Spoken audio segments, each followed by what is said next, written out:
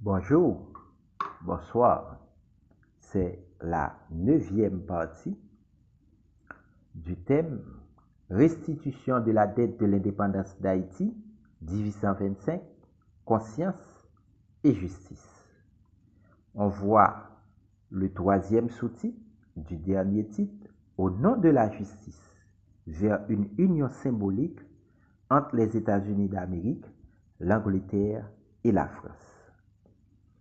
La restitution de la rançon de l'indépendance d'Haïti, imposée en 1825, ne peut être restreinte seulement dans un angle économique. Elle engage une question morale et historique qui convoque la conscience des anciennes puissances esclavagistes et les États-Unis pour la non-reconnaissance d'Haïti à l'instar des républiques latino-américaines dans les années 1820. Une justice symbolique consisterait à changer de cap, au-delà des réparations, à établir, au lieu des relations de subordination, des actions de coopération réparatrices marquées par la mémoire, la reconnaissance et la solidarité. Car l'esclavage et la guerre d'extermination des deux camps en 1802 et 1803 ont inventé des actes de sauvage brutalité. Le dernier sous-titre, Héritage dessalinien renouvelé. Fidélité nationale, appartenance régionale, ouverture choisie.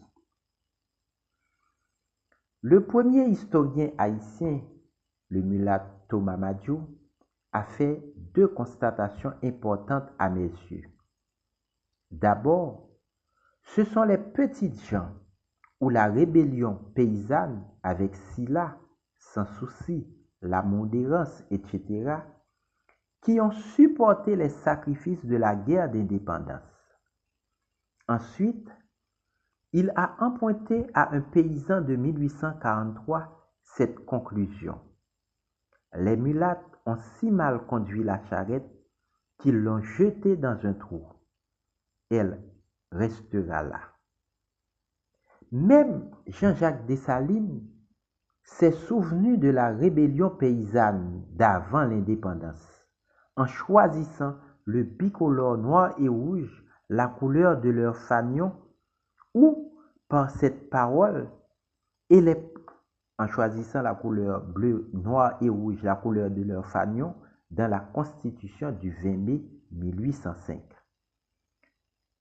Dessalines encore par cette parole, et les pauvres noirs dont les pères sont en Afrique, n'auront-ils donc rien? La solidarité entre les diverses composantes sociales d'Haïti dans l'histoire d'Haïti en 1802-1803, 1930, 1946, 1986 exige de tenir compte des revendications des luttes agraires ou sociales dans le but d'avoir un rapport de force favorable à la fidélité nationale, tout en reconnaissant le panaméricanisme, OEA, Organisation des États américains, et le droit à l'existence des petites nations caribéennes, la CARICOM, marché commun de la Caraïbe. Le régiment des Polonais sous Dessalines a montré que l'engagement nationaliste n'est pas toujours exclusivement le fait de nationaux ou de noirs et mulâtres. De plus, le peuplement d'Haïti est le fruit de l'immigration, car les aborigènes ont été décimés par les conquistadors espagnols. Donc, les barrières à l'élément blanc ont envoyé sur nos côtes des aventuriers en majeure partie. Mais certains blancs, tels l'amiral Amerton Killick, etc., ont mérité de la patrie.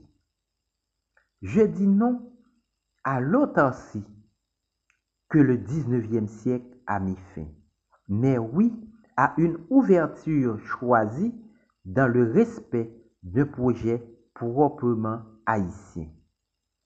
Espérant que les nouveaux venus aideront Haïti à passer du mode féodal au mode capitaliste et non son maintien par le remplacement des anciens producteurs.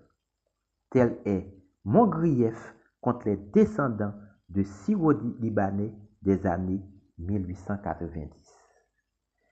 C'est la fin de ce thème, restitution de la dette de l'indépendance d'Haïti de 1825, conscience et justice. Je suis d'avis que la France devait remettre cet argent. Mais pour ce faire, on ne peut pas laisser cette somme entre les mains des apatrides qui ont toujours pillé les caisses du trésor public. Et je pense aussi que la France donnera cet argent s'il y a un nouveau leadership politique en Haïti. Pas ces apatrides qui ont toujours dénigré la patrie. Merci. À la prochaine.